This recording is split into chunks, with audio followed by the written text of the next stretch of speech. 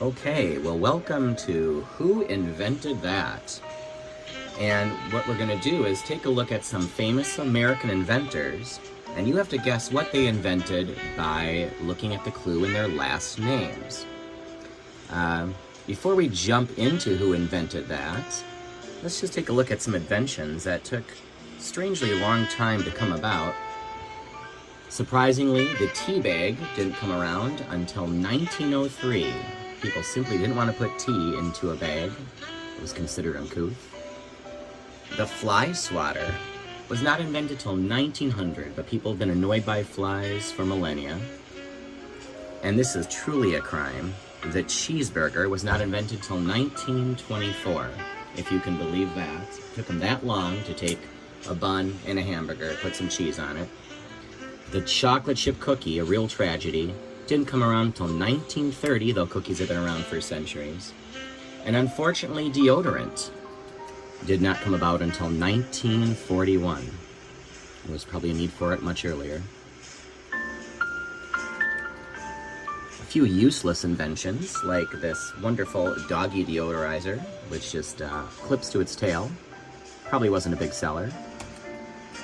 The radio hat. Listen to your favorite sports show while reading the paper. And this is something I desperately need.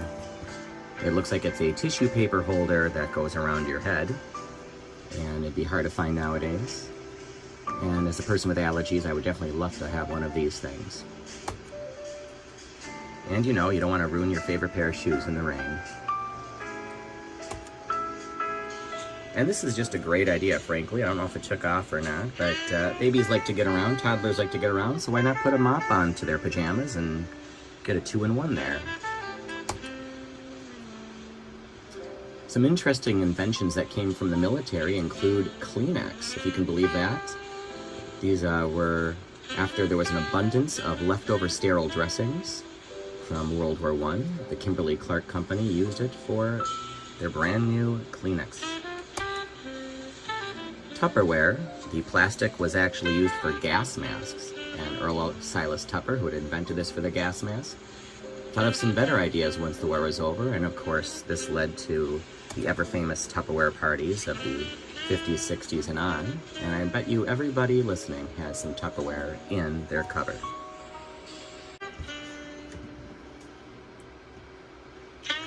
So let's look at who invented that. Again, take a look at their last names and see if you can guess, before I tell you, who invented that. Oh, that's just a mistake there. Okay. Well, we have this fine-looking gentleman here, John Batterson Stetson. When you hear the name Stetson, what do you think of? Looks like a nice fellow. If you guessed the Stetson hat, you are correct. Founded in 1865 by John B. Stetson Company. This is one of the best-selling cowboy hats out there. And it looks like Stetson became the world's largest hat maker, producing more than 3,300,000 hats every year. Pretty incredible. In a factory spread over 9 acres. Do you have a Stetson hat? A lot of people do. How about our friend John Philip Sousa? When you think of Sousa, you probably think of marching bands. But believe it or not, Sousa also invented, or I should say innovated something. He created an instrument. Do you know what that instrument is? Turns out he invented the sousaphone, which is basically an upright tuba. The tuba, of course, as you're marching along, the bell of the tuba needed to extend over the heads, necks and heads of the people in front as they were marching, and so he invented the sousaphone. Much easier to use when you're marching along and you want to play a tuba-like instrument.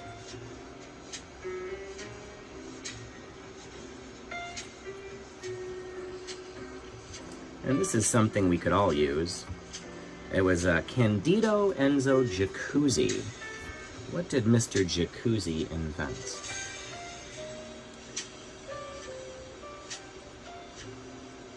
Well, if you said the jacuzzi tub, you are absolutely right. Interestingly, he did not invent it for wealthy people that had a big spacious bathroom. Instead, his son was born with arthritis and was in quite a bit of pain, and Candido invented basically a motor that would help to circulate the water, heat up the water, and make it more comforting for his son. But eventually, of course, it caught on. And as a matter of fact, these were called hydrotherapy tubs and could be found in clinics and hospitals. And now they can be found in very nice homes. Not in mine, though. I don't have a jacuzzi tub. I particularly like this one with the TV in it. I think that just looks very, very relaxing. How about George Gallup? When you hear the name Gallup, what comes to mind? Well, we are in a political season right now. If you said the Gallup poll, you would be absolutely correct. He invented one of the most successful polling enterprises in American history. And pictured here to your right is actually one of his greatest embarrassments. The Gallup poll showed that Thomas Dewey was going to stomp all over Harry Truman in the 1948 election. And as you can see by this famous photograph here, the poll was wrong, the papers were wrong. Harry Truman obviously won that election and served as a two-term president. Despite that setback, the Gallup poll is still widely used today.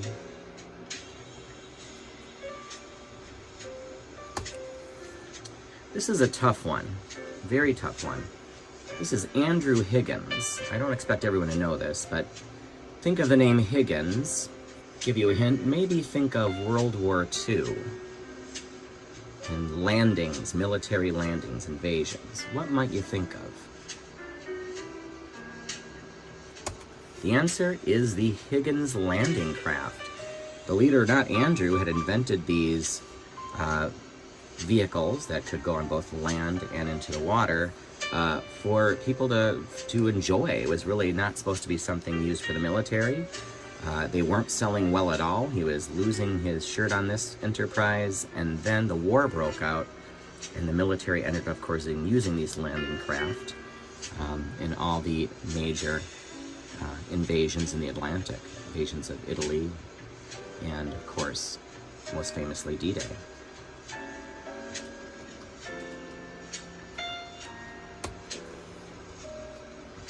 Henry Ford. I think everyone knows this name, Ford. But what did Ford innovate? What did Ford actually do? Yes, we know he was the founder of Ford Motor Company, but what innovation did he do? Really changed the way business was done. Well, for one, he gave us the assembly line, moving assembly line. And this was huge because before this time, if you wanted an automobile, they were quite expensive, mostly because a company could only churn out maybe a dozen or less automobiles in a day. They were all handmade. It took a long time, so they were quite expensive. With the assembly line, Ford could, of course, create scores and later hundreds and hundreds of automobiles every single day. Another good innovation of Ford's was he treated his workers like humans. He gave them good working conditions, he gave them nice lunch breaks, he gave them sick time. They had 5-day work weeks when many people were working 6 days a week. And he paid them well enough that any one of his workers, if they saved up, could buy one of his cars. And with the early Fords, of course, you could have any color you wanted as long as it was the color black. Did you have a Ford automobile? Bet many people did. And this looks like a guy with a good sense of humor. Carl Benz. Now, whether you have one of his cars or not, what did he actually invent? Anyone know? It was the gas-powered automobile. That's right. The modern automobile. And previously, of course, many people didn't have automobiles. They relied on horses. And if you did have one, they might have been powered by steam or battery. The problem, of course, being that steam could be quite dangerous and batteries had a limited life. And so the gas-powered automobile was both relatively safe and you could tootle anywhere you really wanted to go as long as you didn't run out of gas. And you can see these early model here really reminds you of a carriage, which is why many of the early automobiles were referred to as horseless carriages.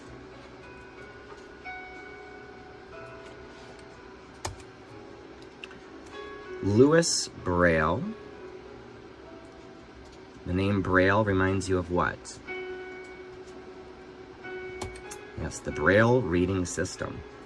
Before Louis Braille, there was an entire community of people who were blind and really were isolated from being able to read any type of texts, really isolated from the world in many ways.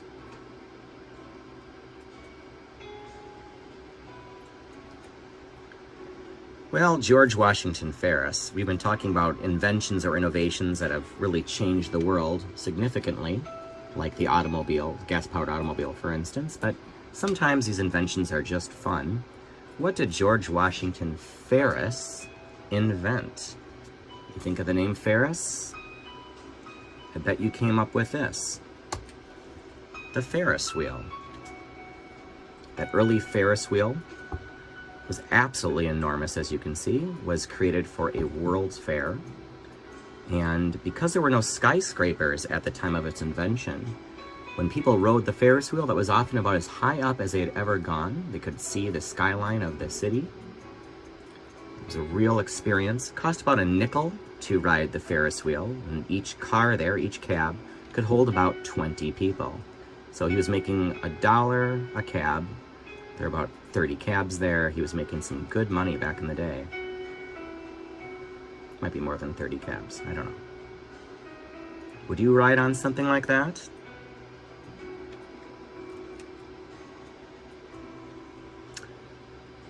Our friend George Pullman. Many of you remember the day when train travel was a common way to get around. And of course, he invented the Pullman sleeper car. Before Pullman sleeper cars came around, you basically sat on a chair, as comfortable as it might be, a seat. Doing that for 12 hours was hard to get a good night's rest. Travel for days like that would be quite uncomfortable, but then Pullman comes up with the Pullman cab.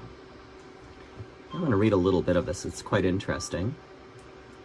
So Pullman invented rail cars that contained sleeper berths for all of its passengers. During the day, the upper berth was folded up somewhat like a modern airliner's overhead luggage compartment. At night, the upper berth folded down, and the two facing seats below it folded over to provide a relatively comfortable bunk for the night. The Pullman Company was a major employer from the 1870s through the 1960s, all the way into the 60s.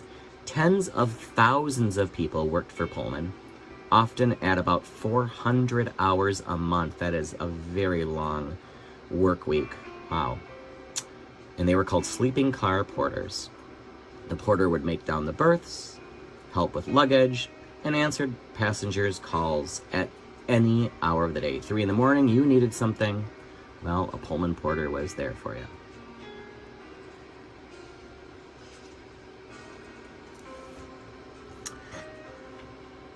Samuel Colt, this should be a relatively easy one. What did Samuel Colt invent?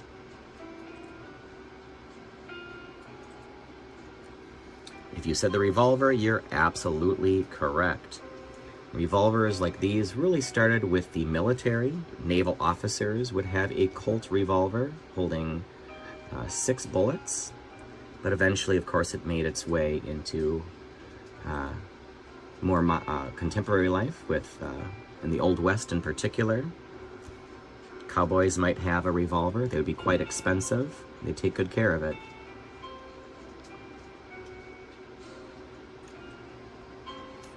Charles McIntosh. This is kind of a tough one. He did not invent or come up with the idea of the Macintosh apple. What exactly did Charles Macintosh invent? Think about those cold, damp days. You're wearing a wool coat, and you probably smell like a sheep. What did Macintosh invent? Well, he gave us waterproof fabrics, the Macintosh raincoat. Remember the beginning of Singing in the Rain? Those are the kind of raincoats they were wearing. Maybe you had a raincoat like this, or your father did, or grandfather.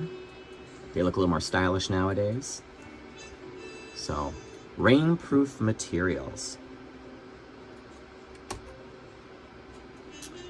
John Landis Mason. When you think of the name Mason, what comes to mind? I bet you said mason jars. And this was a big deal because in the days of John Landis Mason, if you wanted fresh fruits and vegetables in the wintertime, often the only way you got them was either paying incredibly high prices at markets if they were imported, or you grew them and then you canned them.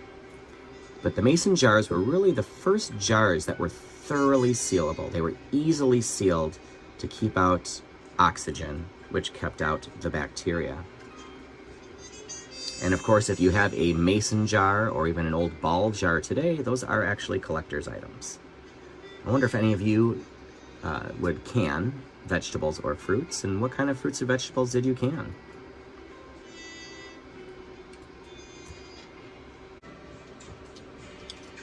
Okay.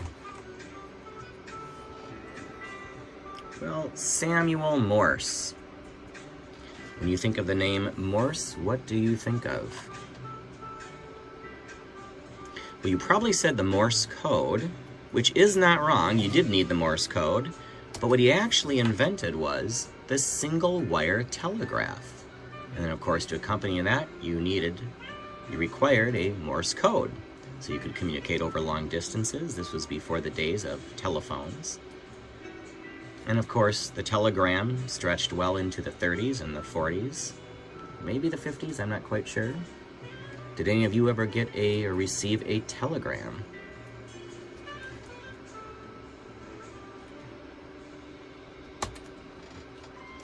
Levi Strauss. Well, I really appreciate this guy.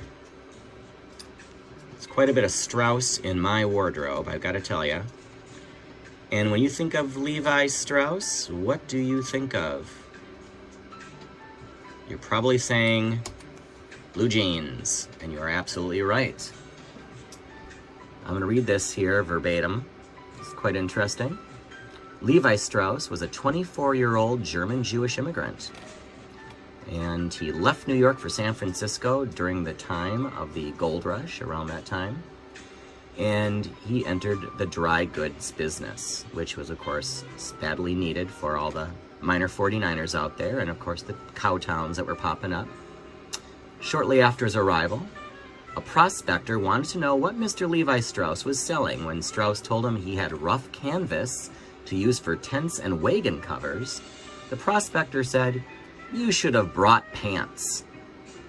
Levi should have. The prospector said he couldn't find a good pair of pants strong enough to last. Every pair of pants he had would rip at the knees or rip other places. They were really beaten up on those pants. Levi Strauss had the canvas made into waist overalls. Miners liked the pants, but complained that the material tended to chafe. Chaff? Well, either way, didn't feel good. So Levi Strauss substituted a twilled cotton cloth from France that we know as denim. Denim was actually a type of fabric and a cloth that was coming over, but it was not used for clothes. And he made clothes out of that denim fabric, and the blue jeans were born. These are nice, sturdy pants. And they look good with everything. So Isaac Singer is probably a name that you know. I'm guessing many of you had one of Singer's products, or at least your parents did. When you think of Isaac Singer, what do you think of? It's probably the Singer sewing machine, and the one to your left pictured here is an antique, and it's probably worth quite a bit of money. Did anyone have a Singer sewing machine? It says Isaac Singer built the first sewing machine where the needle moved up and down, because before Singer there were sewing machines, but the needle for some odd reason would move side to side. Good way to prick yourself. The needle was powered by a foot treadle. Previous machines were all hand cranked. Wow, that is a lot of work.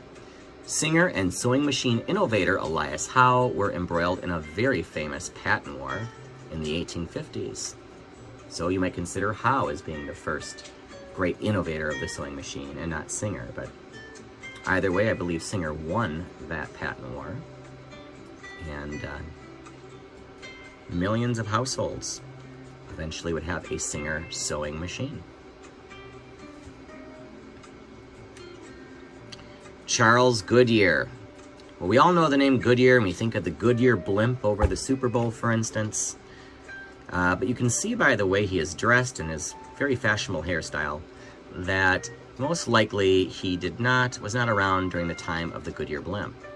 So, what did Charles Goodyear actually create? Yes, you think of Goodyear tires, but actually what he did was he figured out a way to vulcanize rubber, superheat that rubber so it was very strong, very strong.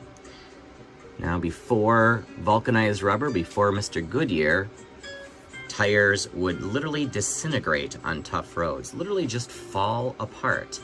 And you can see that this car is having some trouble in the mud. They'd be better off with a horse.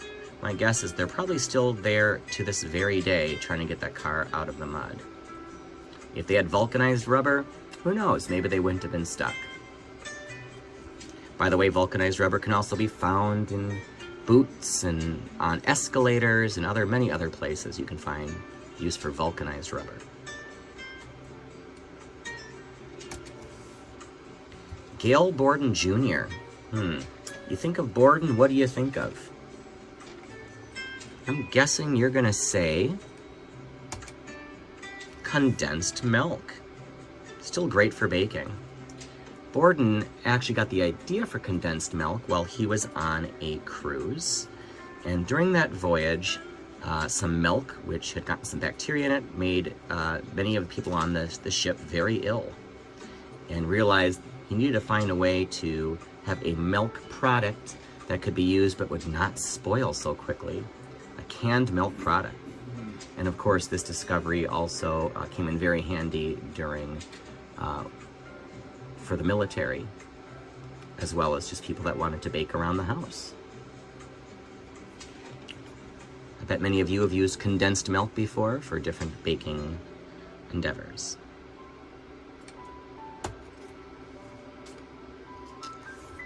E. Irvin and Clarence Scott. We are talking a lot about Scott lately.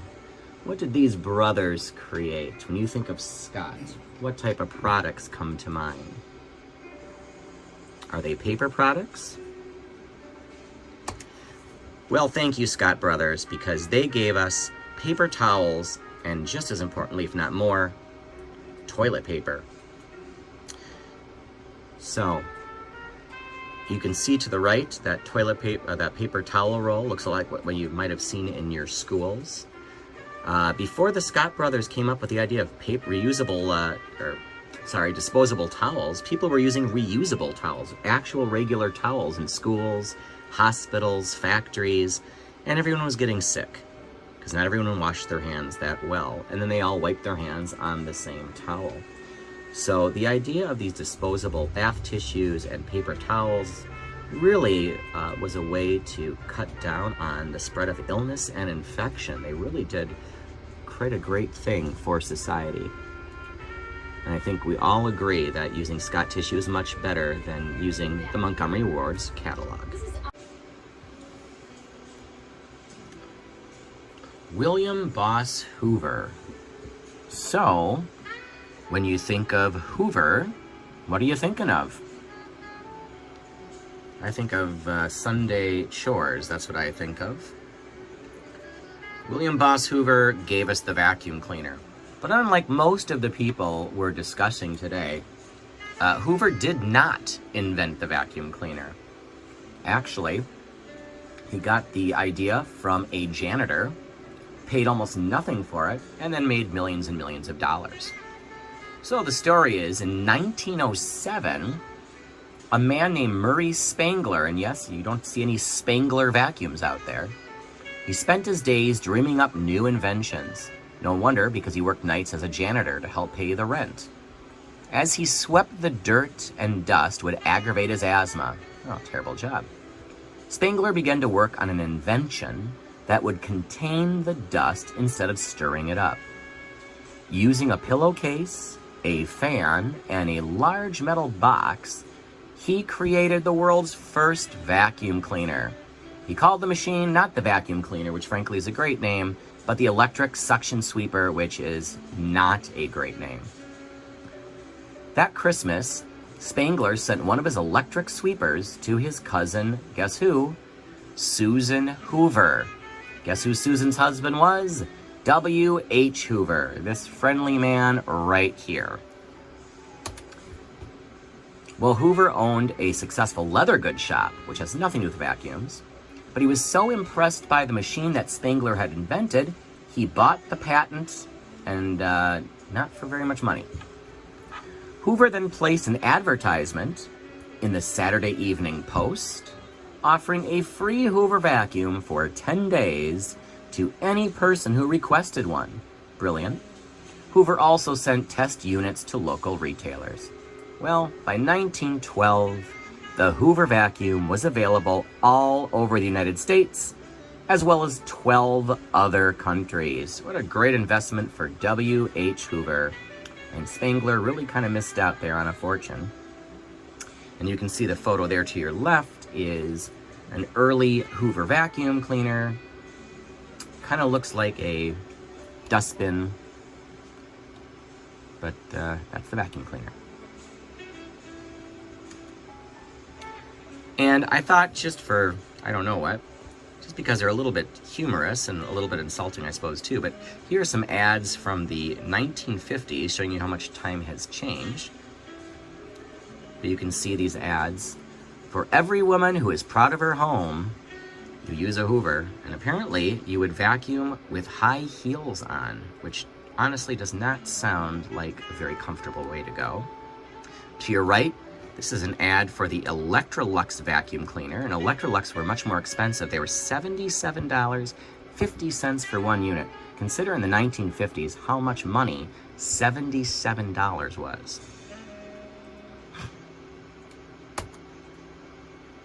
We move on to King Camp Gillette. And when I think of Gillette, when you think of Gillette, what comes to mind? Perhaps it's the razor, the safety razor. The straight edge razors that they used before then, you'd see those in maybe your grandfather or great-grandfather used something like that. That looks rather dangerous. The safety razor, wow, that saved a lot of people from some painful cuts and nicks. And I love this ad right here. And it says, begin early, shave yourself. And this baby looks maybe a little too young to use a safety razor. I'm not sure that's an example of good parenting there. But it's a funny poster.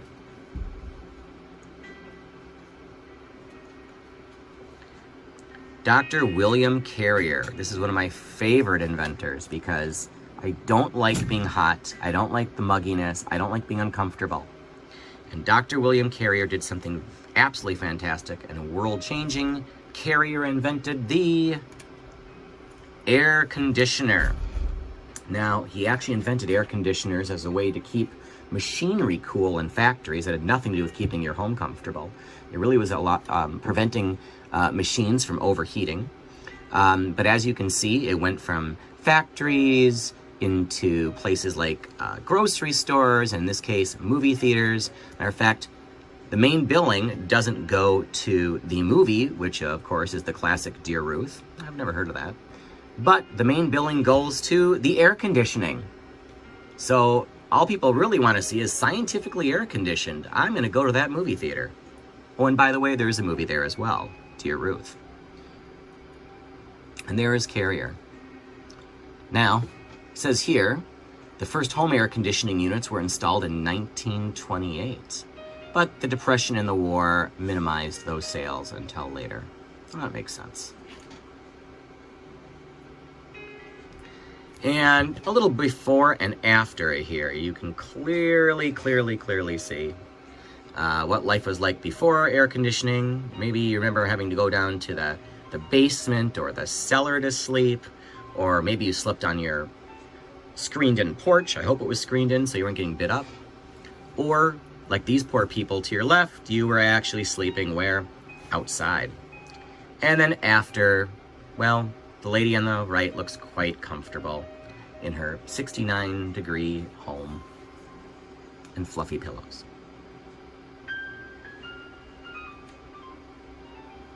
Teddy Roosevelt didn't really invent anything, but he was an inspiration for something. And while normally we're looking at the last name to try to discern what the invention or innovation is, here we're going to look at his first name, Teddy.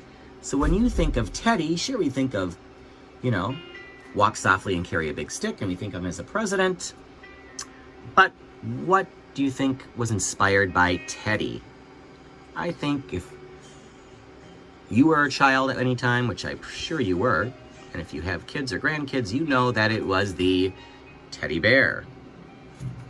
And the story of the teddy bear is sort of interesting. It says back in 1902, Teddy Roosevelt was the 26th president of the United States. He was hunting in Mississippi. The president failed to make a kill. So, his host, who wanted to please him, caught and tethered a bear, presenting it to the president as a sitting target. Naturally, the president refused, uttering the immortal words, "Spare the bear! I will not shoot a tethered animal." Artist Clifford Berryman drew a cartoon of the scene, published in many papers, and the teddy bear was born. Here are some teddy bears from 1905. Wow.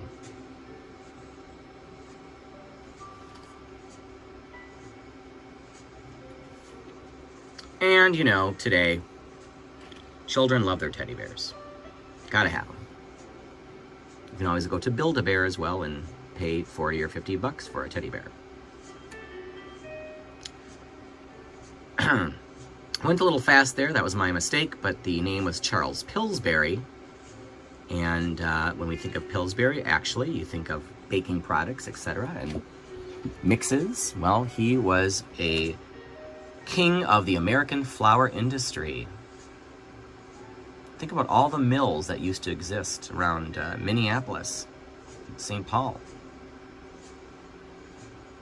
And of course, who can forget the Pillsbury Doughboy? Les Paul, well, it kind of gives it away there. The modern guitar. Frederick Louis Maytag.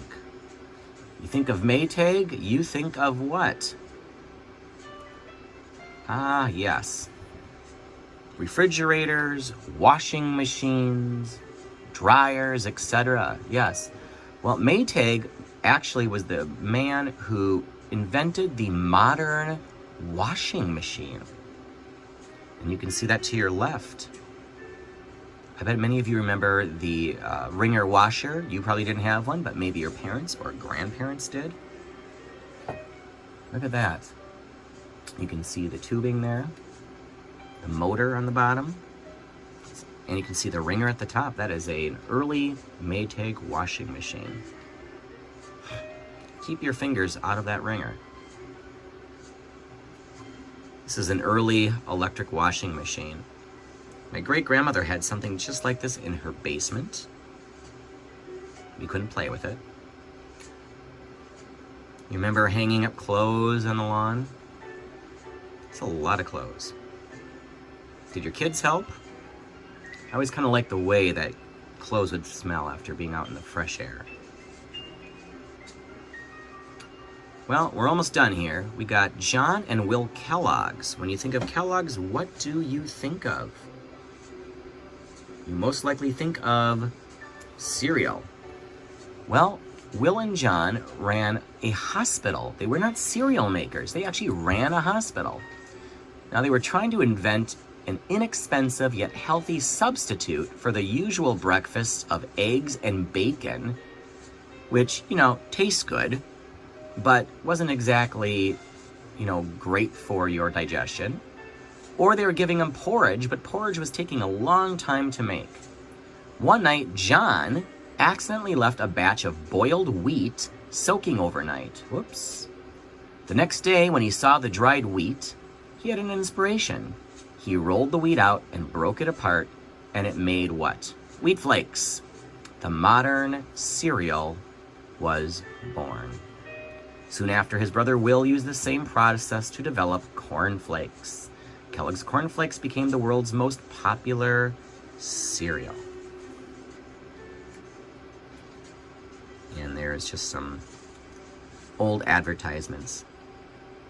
Kellogg's. Well, I hope you enjoyed our program.